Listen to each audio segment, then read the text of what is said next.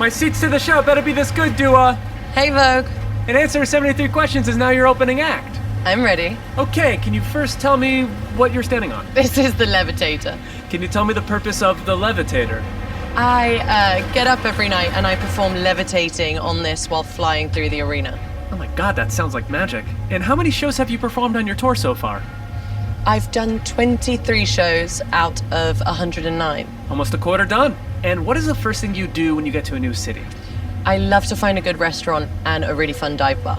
How would you describe the Future Nostalgia Tour in your own words? The craziest thing I've ever done. What's been the most memorable show on the tour? You know, I do get spoiled almost every night, but I have to say MSG was a really special one for me. Love New York City. And how has your approach to touring changed since you first started? It's definitely not rock and roll. It's lots of sleep and lots of tea. Two very important activities. What tip would you give to someone who's about to start their first ever tour? Make sure you take some time for yourself to stay grounded in the midst of all this craziness. And what is your pre-show ritual? I do my dance warm-ups with my dancer Sharon, and then I do my vocal warm-ups with my backing vocalists. And then I have like a little fist pump handshake with my monitor engineer Alex, and then I'm off on stage. How is onstage Dua different from Dua just hanging out? Pretty much the same, just a lot more adrenaline. When did you feel most vulnerable on stage? But I dropped my mic at my show in Washington, D.C., and I was not prepared for that, so I think that was probably the most vulnerable moment. What's something people may not know about dancing during a performance? Well, I guess, you know, there's a lot of thinking with dancing and singing at the same time, but sometimes you're just thinking about what's for dinner. Now you have me thinking about dance moves. What would you say is your most famous dance move? I think I'm just gonna have to show you that one. Oh, I was hoping you'd offer that to me. So Dua, you take the stage, the spotlight is on you. What is the perfect experience you want fans to have at your show? I would love them to have a really fun, really sweaty dancing experience where for 90 minutes you can just forget about everything that's happening on outside these walls. Oh, love it. And what's the first thing you look for in a stage outfit?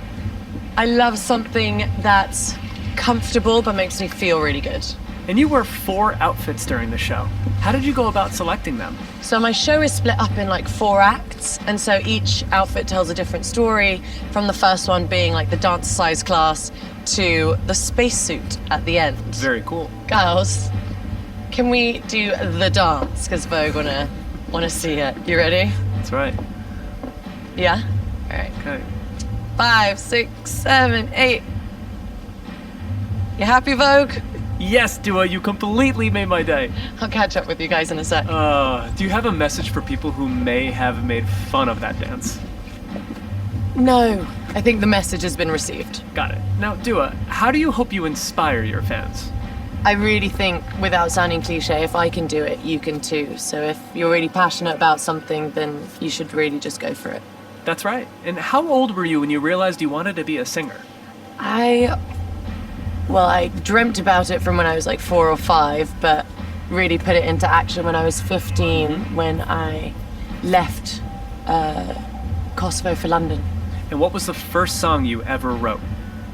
First song I wrote was probably around the age of 4 or 5, and I wrote it for my mum. It was in Albanian, and to translate it, it's like, when I grow up, can I borrow your shoes? When I grow up, can I wear your dress? When I grow up, can I be as pretty as you? And now it's just a running family joke. Oh, that's cute. And what was the most important lesson you learned when you started making music? Just to be really proud of the things that you put out, you know, what you represent and who you are as an artist, just to make sure that you have no regrets when you look back on the decisions that you made. What trait did you get from your mom? I definitely got my nurturing side and wanting to take care of people from my mum. And what about from your dad? The hard-working side and definitely the curiosity element. Was Albanian or English your first language? Albanian was my first language. What Albanian phrase was most often repeated in your house? Shka ka me hunger. And what does that mean? It means what's for dinner. What was for dinner? Lots of yummy stuff. My mum, she's a great cook, and she cooks amazing traditional Albanian food, so I always look forward to it, especially after a long stint on tour. Oh, that's amazing. And what was the most important thing you learned after moving out of your parents' house? I learned how to cook and how to do my dishes and do my laundry. Those are important things to know. And how do you unwind after a performance? I'm still figuring it out. But do you want to follow me and I'll show you something really, really cool? I would very much love to see something cool.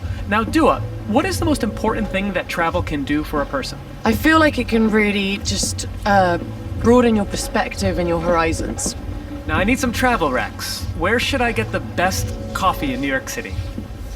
Ludlow Coffee Supply. I love a maple oat latte from there. Best fish and chips in London? Seashell of Lisson Grove. And since we're in Los Angeles right now, where can I see some good art around here? I really love the Broad and LACMA.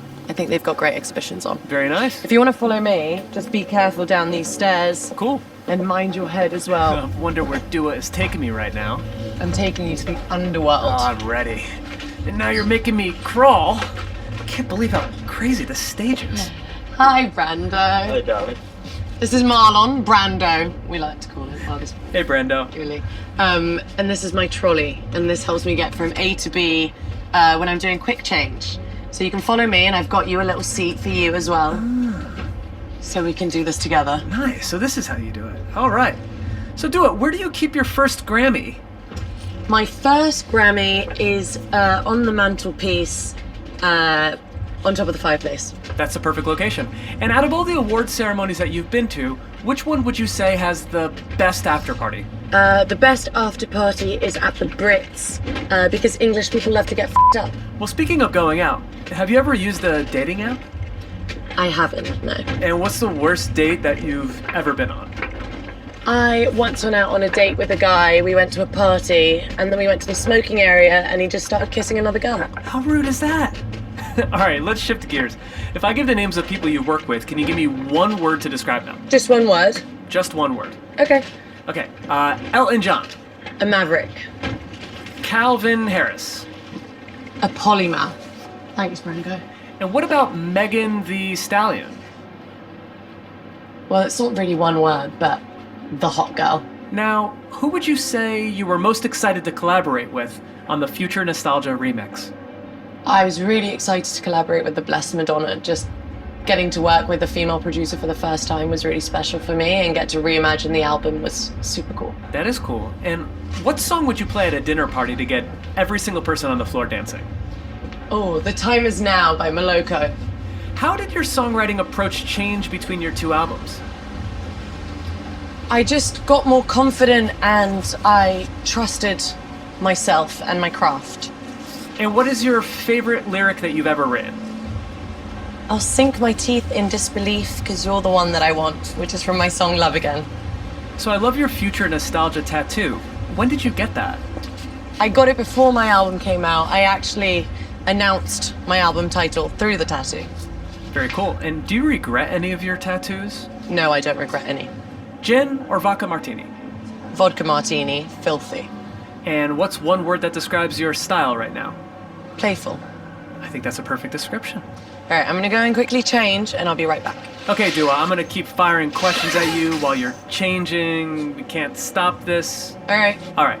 What's the biggest difference between getting ready for a red carpet versus getting ready for a concert? When you're getting ready for a show, especially when you're on tour, it's like the traveling circus. You have a routine. It's so much easier, I feel, whereas I feel like red carpets have a lot more pressure. Totally. And what's the biggest difference between your style 5 years ago versus now? Elevated, darling. And who do you think has the best style in the world? I love Kristen McMenamin's. Oh, love her. Whoa! I'm getting pretty good at this quick change thing. Should we go and hang out in my dressing room for a sec? That was amazing. So what is your go-to outfit when you're not working? Working, not working, always in a look. What's something that you would never wear? Crocs. Me too. Stilettos or platforms? Stilettos. Monochrome or multicolored? Multicolored. What was the first designer item that you ever bought? Hey guys. Hey, what's up? First designer item I bought were a pair of Alexander McQueen boots that I got when I signed my record deal. I wore them to death. What was your favorite job? My favorite job was working as a hostess in a restaurant in Soho. I had a lot of amazing memories, made some great friends, and some really debaucherous nights. I can imagine. Who can always make you laugh? My siblings, but I think both me and my sister Rena can agree that our brother Jin is the funniest. What was the last list that you made on your notes app? I'd have to have a look. All right, take the list out. Let's have a look.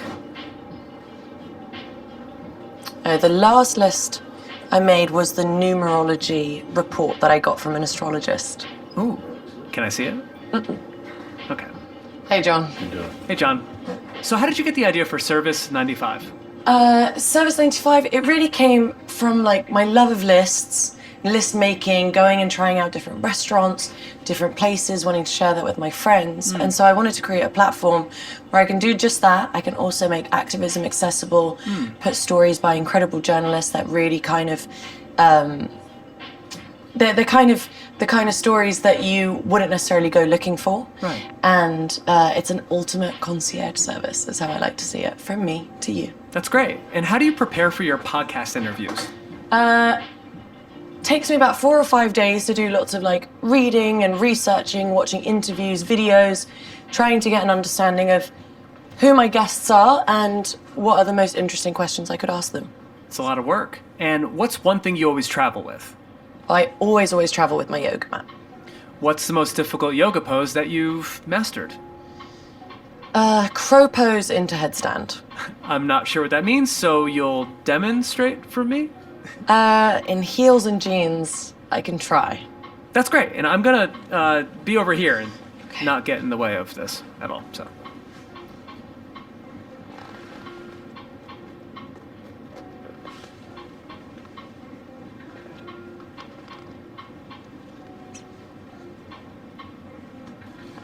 Whoa!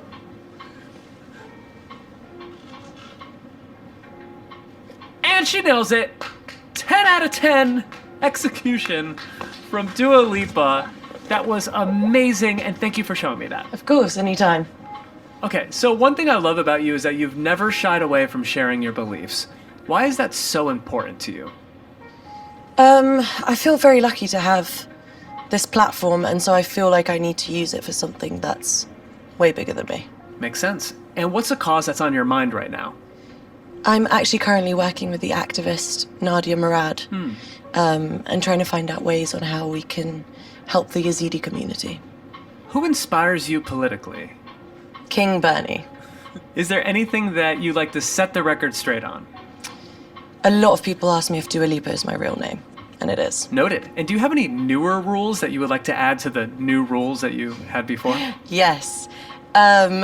Make sure you give your friends your phone on a drunk night out so you don't end up drunk calling someone 1,000,000 times. That's right. And what's one question you're tired of being asked? Are you ready?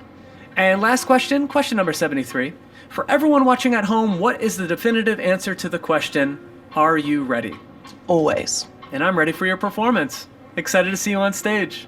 Mwah. Thanks, Dua.